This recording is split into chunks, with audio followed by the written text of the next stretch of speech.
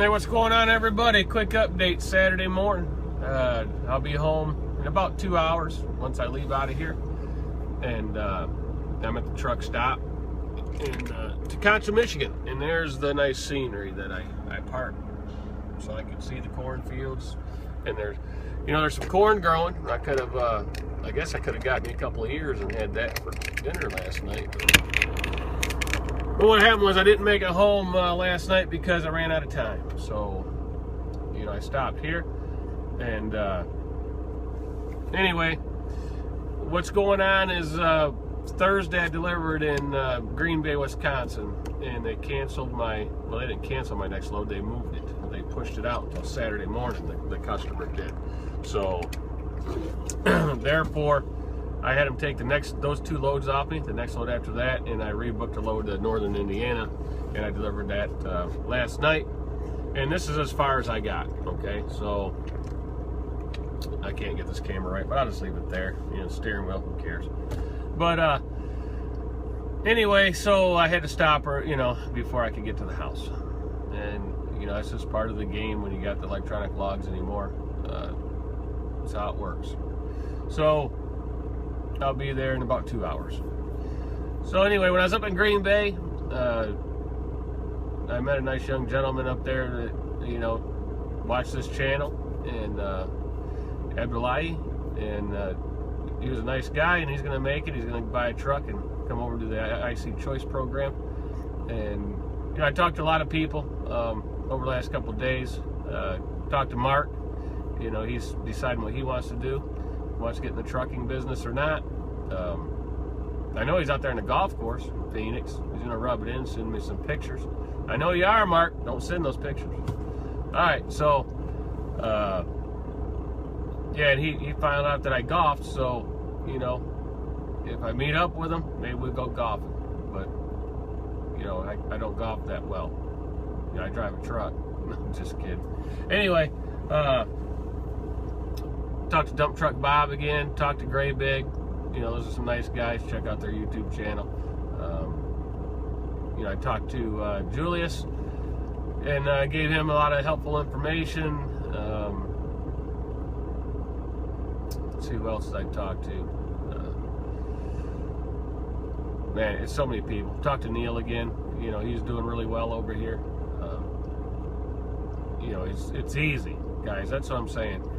Get on Facebook on our page, IC Choice Uncensored, Schneider IC Choice Uncensored, and Neil's on there, and he posts what's going on, and you can ask him. He's doing really well, and it's not a hard system. I mean, all you got to do, you can basically close your eyes and throw a dart at the thing and hit the assign button and make money.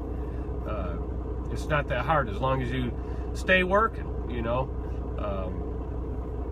As long as you pick a load up and you assign yourself and be efficient. Don't do a 600-mile load and take 3 days to do it. If it's a drop on the other end and it has a long time frame, of course you're not going to do very well. But if you get that load and deliver it that same day or the next day, and then book another one and keep busy while you're out here, that's the name of the game. If you're going to be away from home, book yourself up to where you're efficient and you're always working every day.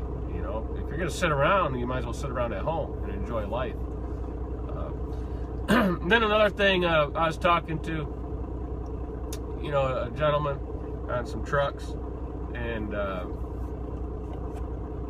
he liked the old style trucks, the long nose trucks, like the W9s and the long nose Peterbilts and things like that, the long nose stuff, all the chrome and everything.